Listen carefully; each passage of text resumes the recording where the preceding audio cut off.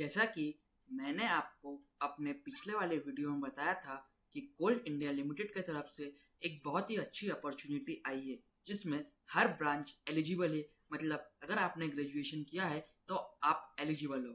उस वीडियो में मैंने सिर्फ नोटिफिकेशन के बारे में बताया था कि नोटिफिकेशन रिलीज हो चुकी है और उसकी पोस्ट कितनी है, इसका एग्ज़ाम कब होगा, उसमें कौन कौन एलिजिबल है। सिर्फ मैंने ब्रांच छोड़ के बाकी बताया था कि ग्रेजुएशन वाले एलिजिबल है और उसकी सैलरी कितनी है, उसको अप्लाई कैसे करना है। लेकिन अभी के वीडियो में मैं आपको ये बता रहा हूँ क्योंकि मुझे प्रीवियस वाली वीडियो पे बहुत कमेंट आए थे कि सर मेरी ब्रांच एलिजिबल है कि नहीं, मैं एलिजिबल हूँ कि नहीं, मैंने ये इंजीनियरिंग किया हूँ तो क्या मैं एलिजिबल हूँ, मैंने नॉर्मल बीएससी की हूँ तो क्या मैं एलिजिबल हूँ। इस वजह से मैं एक अभी नया नोटिफिकेशन जो आया है उसको खोल के मैं आपको डिटेल में समझा दूंगा कि एप्लीकेशन फॉर्म कब से शुरू होंगे, इसका लास्ट डेट क्या है और इसमें कौन सी ब्रांच एलिजिबल है, इसका एग्ज़ाम कैसे देना है और इसका फॉर्म कैसे फिल करना है, कौन इसका फॉर्म फिल कर सकता है, कौन नहीं फिल कर सकता है। और दोस्तों एक और चीज़, कोल इंडिया लिमिटेड की तरफ से दो नोटिफिकेशन आए हैं।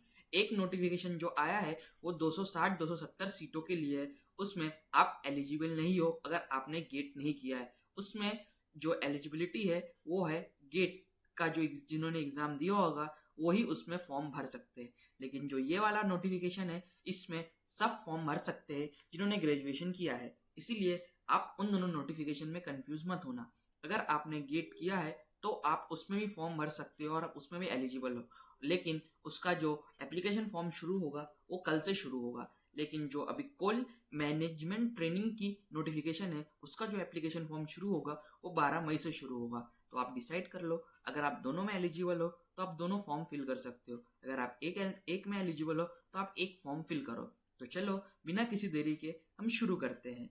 जैसे कि आपको पता है, मैंने आपको बताया था कि कोल इंडिया लिमिटेड की तरफ से जो वैकेंसी आई है उसकी स्टार्टिंग सैलरी 60,000 से लेकर 1,80,000 तक जाती है। और इसमें सबसे बड़ी और सबसे तगड़ी बात यह है कि इसमें कोई इंटरव्यू नहीं होगा और इसमें कोई नेगेटिव मार्किंग नहीं है।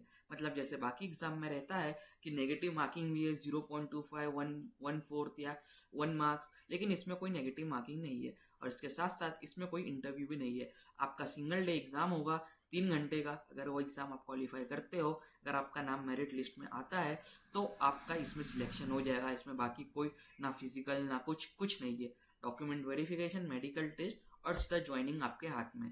तो चलिए बिना किसी देरी के मैं शुरू करता हूँ। मैं इस वीडियो के एंड तक आपको हर चीज़, आपका डाउट जो भी है सब क्लियर हो जाएगा, क्योंकि मैं इस पीडीएफ को लाइन बाय लाइन सिंपली करके आपको बता दूंगा कि कौन कौन एलिजिबल है, कौन कौन एलिजिबल नहीं है और इसका फॉर्म कैसे फिल करना है।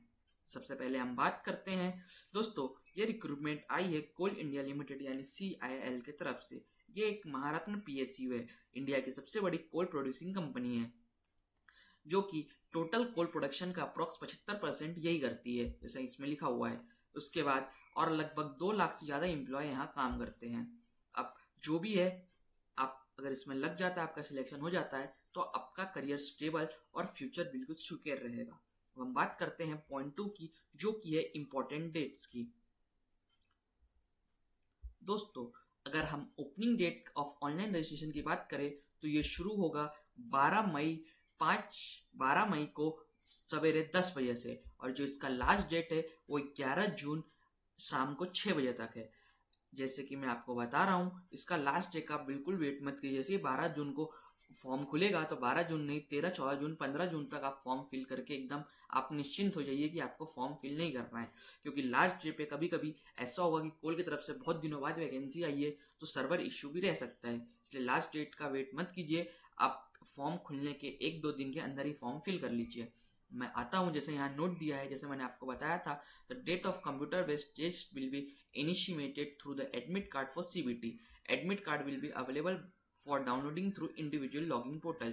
दोस्तों इसका जो कंप्यूटर बेस्ड टेस्ट का जो एडमिट कार्ड आएगा वो आपको अपने पोर्टल से डाउनलोड करना है। आप उसका जो लॉगिन आईडी पासवर्ड होगा उसको आप डाउनलोड करके डाल के अपना एडमिट कार्ड डाउनलोड कर सकते हो। अब हम इस पर आते हैं। सबसे इम्पोर्टेंट चीज़ जो लोग मुझसे पूछ रहे वो है कि क्वालिफिकेशन और इसका एलिजिबिलिटी क्राइटेरिया क्या है। दोस्तों मैं इसको डिटेल में समझा देता हूँ कि सबसे बड़ी पॉइंट यही है कि बाकी जो चीज़ है मैंने प्रीवियस वीडियो में कवर कर लिया था। मैं सबसे पहले बात करता हूँ कि कौन कौन इसमें एलिजिबल है। जैसे पहले मैं आपको नोट पढ़ के बता देता हूँ। BE, BTech, BSc engineering, MCA, MSc, MS tech must be from university institute recognized by appropriate statutory authority in India and should be regular full-time course. Degree obtained through online correspondence or part-time course or open distance learning in non-technical discipline, that is Hindi, is also recognized for a mode of recruitment of MT, that is direct recruitment. दोस्तों अगर आपने BE, BTech यानी engineering, BSc engineering, MCA, MSc, MTech कोई भी recognised university से किया है जो कि इंडिया के तरफ से अथॉरिटी है, तो आप इस फॉर्म के लिए एलिजिबल हो अगर आपने फुल टाइम किया है। अगर आपने जैसे कोई हिंदी सब्जेक्ट है, अगर उसमें अगर आपने हाफ या पार्ट टाइम भी कोई जैसे कोई कोर्स रहता है अगर आपने वो किया है तो भी आप इसके लिए एलिजिबल हो। अब मैं इंजीनियरिंग के ब्रांचेस की बात करता हूँ और साथ में बीएससी की भी बात करूंगा। तो उसमें सिविल जो ब्रांचेस है वो एक सिविल ब्रांच है, उसके बाद इलेक्ट्रिकल ब्रांचेस है। सब में आपको 60% मार्क्स चाहिए। आप फाइनल ईयर स्टूडेंट हो तो भी आप फॉर्म फिल कर सकते हो। उसके बाद मैकेनिकल, फिर सिस्टम इंजीनियरिंग जो कि फर्स्ट क्लास डिग्री रहता है बीटेक, बीएससी और बीएससी के जो फर्स्ट सेमेस्टर रहता है उसमें, या अगर आपने एमसीए किया है सिस्टम इंजीनियरिंग से तो भी आप एलिजिबल हो। उसके बाद ईएनटी मतलब इलेक्ट्रॉनिक्स एंड टेक्नोलॉजी जो कि BE, BTech, BSc in relevant branch of engineering with minimum 60%, तो भी आप एलिजिबल हो। अब हम बात करते हैं जियोलॉजी की, तो जिन्होंने जियोलॉजी किया है जो कि बेसिकली बीएससी जियोलॉजी है, उसमें अगर आपने एमएससी, एमटेक किया है जियोलॉजी में, या अगर आपने अप्लाइड जियोलॉजी किया है विद 60% मार्क्स, तो आप एलिजिबल हो। इससे आपको ये बात क्लियर हो गया होगा कि हर कॉमन बच्चा जिन्होंने ग्रेजुएशन किया है वो इसके लिए एलिजिबल नहीं है। अगर आपने इन सब्जेक्ट के साथ अपना ग्रेजुएशन कंप्लीट किया है तो ही आप एलिजिबल हो। हम बात करते हैं जियोलॉजी के बाद इंडस्ट्रियल इंजीनियरिंग, फिर राजभाषा जो कि हमारी हिंदी है, उसमें अगर आपने एमए किया है विद 60% मार्क्स के साथ और ग्रेजुएशन में हिंदी और इंग्लिश आपका दोनों मेन सब्जेक्ट है जिसमें आपके 50% मार्क्स है, तो भी आप एलिजिबल हो। उसके बाद अगर आपने बीकॉम किया है जिसमें कंपनी सेक्रेटरी करके एक कोर्स सब्जेक्ट रहता है, अगर आपने उससे किया है तो भी आप एलिजिबल हो in any discipline from a recognised university institute having acquired company secretary qualification with associate fellow membership of ICS है। मतलब जो बच्चा सीए करता है एमकॉम या बीकॉम, उसको एक सब्जेक्ट रहता है कंपनी सेक्रेटरी करके, अगर उन्होंने ये सब्जेक्ट के साथ अपना ग्रेजुएशन कंप्लीट किया है तो भी आप एलिजिबल हो। उसके बाद preference would be given to those candidate who have worked in listed company. समझो अगर जैसे दो बच्चे जिनके मार्क्स बिल्कुल सेम है और उन्होंने सेम कंपनी सेक्रेटरी किया है, अगर वो दोनों सेम कैटेगरी में पढ़ते हैं तो प्रेफरेंस उसको ज़्यादा दिया जाएगा क्योंकि उसने कंपनी में काम किया, उसको एक्सपीरियंस है, इसलिए उसको ज़्यादा ये दिया जाएगा। लेकिन ये बहुत नॉर्मल केस में होता है, ये बहुत एक्सट्रीम केस में होता है, नॉर्मल केस में नहीं। अगर आपने कंपनी सेक्रेटरी किया है तो आप एलिजिबल हो। तब आपको समझ में आ गया होगा कि कौन सी ब्रांच एलिजिबल है। मैं आपको बताता हूँ कि जो ये ब्रांचेस दिए है क्लैरिफिकेशन के, जो रिलीवेंट ब्रांचेस है इंजीनियरिंग के, वो कौन से है। सिविल है, electrical, mechanical, electronic and telecommunication, industrial engineering, ये सब ब्रांचेस के नाम है। आप इससे फॉर्म फिल करके आप भर सकते हो। मैं आपको टेंटेटिव वैकेंसी बताता हूँ कि किसमें कितनी सारी वैकेंसी है। तो दोस्तों बात करते हैं सिविल के लिए 72 वैकेंसी है, इलेक्ट्रिकल के लिए 91 वैकेंसी है, मैकेनिकल के लिए 61 वैकेंसी है, सिस्टम इंजीनियरिंग के लिए 19 वैकेंसी है, उसके बाद इलेक्ट्रॉनिक एंड कम्युनिकेशन के लिए 18 वैकेंसी है, जियोलॉजी के लिए 7 वैकेंसी है। ओपन वालों की बात कर रहा हूँ। अगर मैं ओवरऑल बात करूँ तो ओवरऑल तो टोटल 660 वैकेंसी है। आप उसमें से आईडी निकाल सकते हो। मैं जो कम्युनिटी ज़्यादा है उसकी बात कर रहा हूँ। जियोलॉजी में 7, इंडस्ट्रियल में 4 और राजभाषा में 5 वैकेंसी है। तो टोटल इसका जो टोटल वैकेंसी निकलता है वो 660 वैकेंसी निकलती है। और कंपनी सेक्रेटरी की 3 वैकेंसी है, टोटल वैकेंसी 660 निकल रही है। दोस्तों अगर आप इन सभी किसी कोर्स में से अगर आपका कोर्स पढ़ता है तो आप उसके लिए एलिजिबल हो, आप फॉर्म फिल कर सकते हो। और मैं आपको बोलूँगा कि इसका फॉर्म फिल कीजिए क्योंकि बहुत ही अच्छी और बहुत तगड़ी वैकेंसी है। अब दोस्तों उसके बाद मैं आता हूँ कि इसका जो जनरल कंडीशन है मार्क्स के लिए वो क्या है। आपका ग्रेजुएशन होना चाहिए इंडिया के इंस्टीट्यूट से, यूनिवर्सिटी से। उसके बाद अगर आप इंजीनियरिंग डिग्री कर रहे हो तो आप एमटेक, एमएससी शुड भी रेगुलर फुल टाइम कोर्स रहना चाहिए, हाफ टाइम कोर्स या पार्ट टाइम कोर्स नहीं रहना चाहिए। उसके बाद आपका जो मार्क्स काउंट होगा वो 60% काउंट होगा, ये राउंड ऑफ नहीं होगा। 59.99% विल नॉट बी एलिजिबल, इसमें ऐसा टोटल लिखा है, इसलिए आपका जो मार्क्स काउंट होगा वो 60% काउंट होगा। उसमें जो मिनिमम क्वालिफिकेशन मार्क्स है वो जो दिया है वही होगा, उससे कम नहीं होगा। इन केस ऑफ अगर आप अपना गलत कुछ डालते हो तो आपको बाद में रिजेक्ट कर दिया जाएगा, तो आप उस चीज़ से बच के रहे कि आप कुछ भी इंफॉर्मेशन गलत ना डालें। उसके बाद अब मैं आपको बताता हूँ कि अब सिलेक्शन प्रोसेस क्या रहने वाला है। दोस्तों जो सिलेक्शन प्रोसेस रहने वाला है मैं आपको शॉर्ट में बता देता हूँ, आप इसमें नोटिफिकेशन में डिटेल में पढ़ सकते हो कि एक सीबीटी होगा, कंप्यूटर बेस्ड टेस्ट। उसमें जो अच्छे मार्क्स होंगे, जो शॉर्टलिस्ट कैंडिडेट होंगे, उनका सीधा डाटा ये वेरिफिकेशन, डॉक्यूमेंट वेरिफिकेशन होगा। और उसके बाद अगर उसमें कहीं वो गलती पाई जाती है तो उनका फॉर्म रिजेक्ट कर दिया जाएगा। और उसमें फ्यूचर में कभी भी इनकी तरफ से कोई वैकेंसी निकलेंगी पीएसयू की तरफ से तो बैठने नहीं दिया जाएगा। इसलिए अगर आप कुछ डाल रहे हो तो बिल्कुल सही डालें, कुछ गलत मत डालें। अब मैं टेस्ट सिटी की बात करूँ तो दोस्तों जो टेस्ट सिटी है वो जब आप फॉर्म फिल करोगे तो आपका जो प्रेफरेंस रहेगा कि आपका टेस्ट सिटी कहाँ देना है, एडमिट कार्ड कब आएगा और आपका जो टेस्ट सेंटर रहेगा वो कहाँ पड़ेगा, वो जो लिस्ट दिया जाएगा वो लिस्ट में से आप वो लिस्ट चूज कर सकते हो, तो आप वहाँ जाके एग्जाम देना है, ये घर से एग्जाम नहीं होगा। अब मैं कंप्यूटर बेस्ड टेस्ट की बात करूँ तो duration of computer based test will be of 3 hours in one sitting. 3 घंटे का एक पेपर होगा जिसमें पेपर 1 और पेपर 2 दोनों 100 मार्क का रहेगा। पेपर 1 में आपका general knowledge, awareness, reasoning, numerical ability और जनरल इंग्लिश रहेगा। और जो पेपर 2 रहेगा आप जो ब्रांच की तरफ से भर, जैसे आपने सिविल इंजीनियरिंग किया है तो उसके क्वेश्चन पूछे जाएंगे, अगर आपने कंपनी सेक्रेटरी किया है तो उसके क्वेश्चन पूछे जाएंगे 100 क्वेश्चन, अगर आपने इंडस्ट्रियल, मैकेनिकल, इलेक्ट्रिकल जो भी ब्रांच से आप फॉर्म फिल करोगे उसके 100 क्वेश्चन रहेंगे पर्टिकुलर सब्जेक्ट के। उसके बाद हम बात करते हैं each question will be carry 1 mark. एक क्वेश्चन 1 मार्क का रहेगा, मतलब 200 मार्क का 200 क्वेश्चन 200 का पेपर रहेगा। और उसमें no negative marking for wrong penalty answer, मतलब अगर आप कोई आंसर गलत भी करते हो तो आपके मार्क्स कट नहीं होंगे, मतलब नेगेटिव मार्किंग नहीं है। और अगर आप कोई क्वेश्चन छोड़ देते हो तो उसमें आपको कोई मार्क्स मिला नहीं जाएगा। और जो पेपर का लैंग्वेज रहेगा वो बहुत हिंदी और इंग्लिश दोनों रहेगा। अगर कभी हिंदी में कोई गलती होती है तो इंग्लिश के पेपर से उसको देखा जाएगा। बस उसका यही था कि मिनिमम सीबीटी का मैंने आपको डिटेल में एक्सप्लेन कर दिया कि कंप्यूटर बेस्ड टेस्ट कैसा होगा। उसके बाद हम बात करते हैं क्वालिफाइंग मार्क्स चाहिए, जो जनरल के लिए और ईडब्ल्यूएस के minimum 40 marks in each paper, जैसा 100 में से 40 मार्क मिनिमम चाहिए। और पेपर 1 में, पेपर 2 में भी 40 मार्क चाहिए। ओबीसी के लिए 35 मार्क और एसटी एससी के लिए 30 मार्क। मतलब आप मान के चलिए कि आपको 200 में से 60 मार्क तो 200 में से 60 मार्क एससी के लिए कम से कम चाहिए ही चाहिए। उसके बाद ही आपका पेपर आगे काउंट किया जाएगा। अगर आप 40 से कम है तो आपका पेपर छोड़ दिया जाएगा, अगर दोनों में से एक भी सब्जेक्ट में है तो। उसके बाद eligible candidates are required to appear in computer based online test if shortlisted in the computer based test as per our criteria and they will be filed as per merit। जिनके marks अच्छे आएंगे उनके merit list बनेगी और उनका सीधा selection हो जाएगा, कोई इंटरव्यू कुछ नहीं।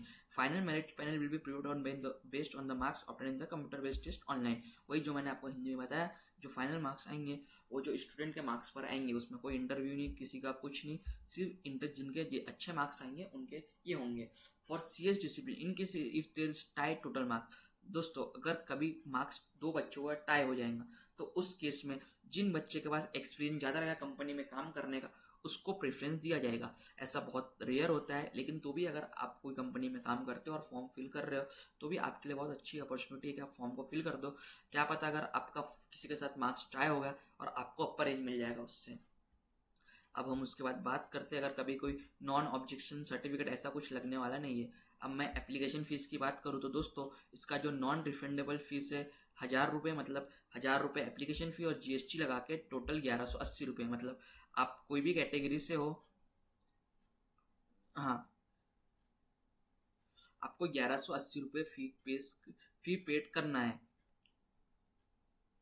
और 1180 रुपये सिर्फ जनरल और ओबीसी वालों को फीस पे करना है। एससी एसटी के लिए ये बिल्कुल फ्री ऑफ फॉर्म है, तो आप फॉर्म फिल कीजिए। उसके बाद अगर एक बार फीस पेड हो जाएगी तो रिफंड नहीं आएगा, जैसे रेलवे में होता है कि एग्जाम दे दिया तो पैसे रिफंड आ जाएंगे, इसमें ऐसा कुछ नहीं है। अब मैं एज लिमिट की बात करूँ तो जो अपर एज लिमिट है वो 30 ईयर्स है, ओबीसी वालों के लिए 30 साल, एसटी एससी के लिए 5 साल का रिलैक्सेशन है। और जो एज काउंट होगा 30 अप्रैल 2026 के बेसिस पे काउंट होगा। अगर आप 30 अप्रैल 2026 तक आप 30 साल के हो तो आप एलिजिबल हो, अगर उससे ऊपर आप जाते हो तो आप एलिजिबल नहीं हो। उसके बाद मैं बात करता हूँ रिजर्वेशन एंड रिलैक्सेशन। तो दोस्तों अगर आप पर्सन विद डिसेबिलिटी 40% से ज़्यादा है तो आपको जो सरकार की तरफ से जो छूट मिलती है वो आपको इसमें मिलेगा, तो इसमें कोई दिक्कत की बात नहीं है। आप अपने कैटेगरी के हिसाब से इससे पढ़ सकते हो।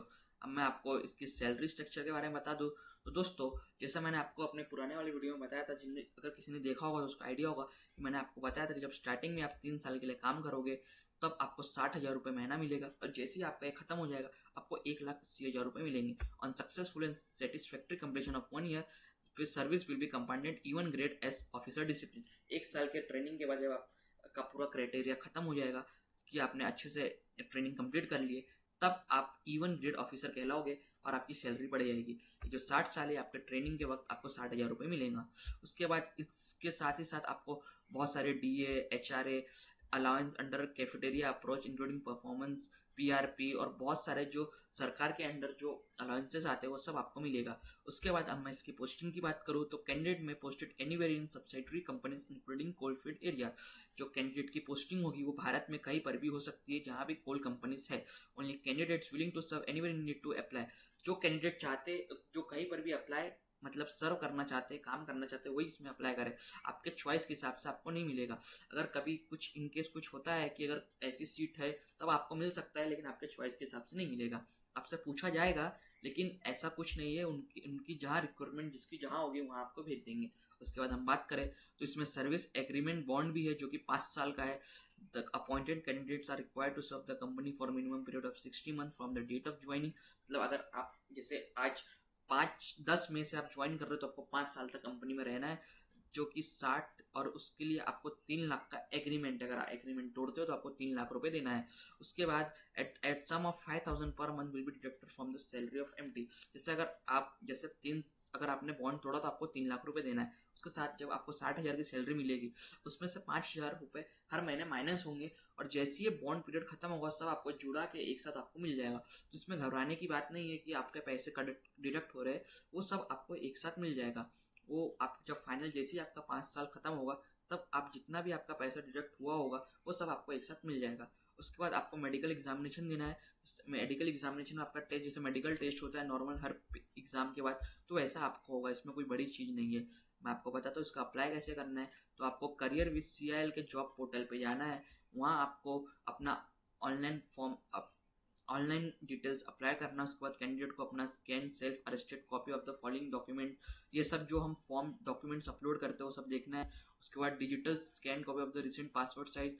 आप 3 हफ्ते से ज़्यादा पुराना वाली आप फोटो नहीं डाल सकते, आपको नए फोटो डालना है। Candidate scan copy senior blank, आपको अपना साइन ब्लैक इंक पेन से करना है। मैं उसके बारे में वीडियो बना, जब मैं फॉर्म फिल ओपन होगा तब मैं कैसे फॉर्म फिल करना हो आपको बता दूंगा, तो वो चीज़ का आप टेंशन मत लो, आप सिर्फ इतना पढ़ लो। उसके बाद नेक्स्ट स्टेप पे आते हैं जो कि ये है। हाँ, ये सब कोई मतलब बहुत ज़्यादा इंपॉर्टेंट नहीं है, ये आप पढ़ सकते हो आराम से। और उसके बाद ये इसमें एक चीज़ पॉइंट ये है कि only Indian nationals are eligible to apply. अगर आप नेपाल के हो या बाहर कहीं के हो तो आप इसमें अप्लाई नहीं कर सकते, सिर्फ इंडिया के ही नेशनल जो है वो अप्लाई कर सकते हैं। उसके बाद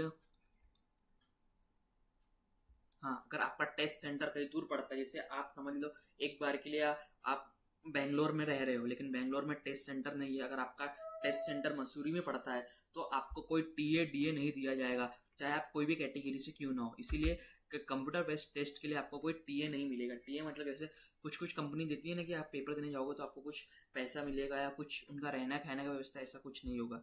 इसलिए आप वो सब चीज़ के चक्कर में ना पड़ो। आप सिर्फ अपना फॉर्म भरो, और ऐसा बहुत कम होगा कि अगर आप अच्छे शहर कोई Tier 1 Tier 2 सिटी से हो तो वहाँ एग्ज़ाम का सेंटर पड़ जाता है।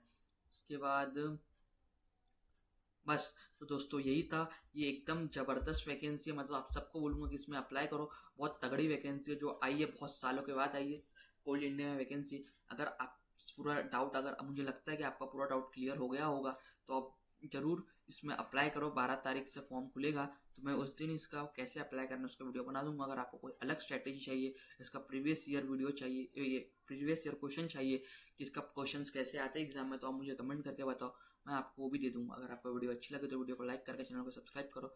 और ऐसे ही बढ़िया जॉब अपडेट्स के लिए मैं हर बार हर दिन नया जॉब अपडेट्स आपके सामने लेकर आऊँगा। और मैं आपको एक और बार बता रहा हूँ, इसका जब 12 तारीख को फॉर्म खुलेगा तो मैं आपको इसका फॉर्म कैसे फिल करना है वो आपको बता दूंगा, क्योंकि इसमें करेक्शन विंडो नहीं मिलने वाली है।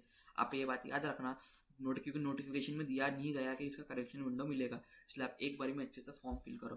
तब तक के लिए मिलते हैं नेक्स्ट वीडियो में, और take care, see you soon in the next video. और please like, subscribe and share अगर आपको अच्छा लगा तो।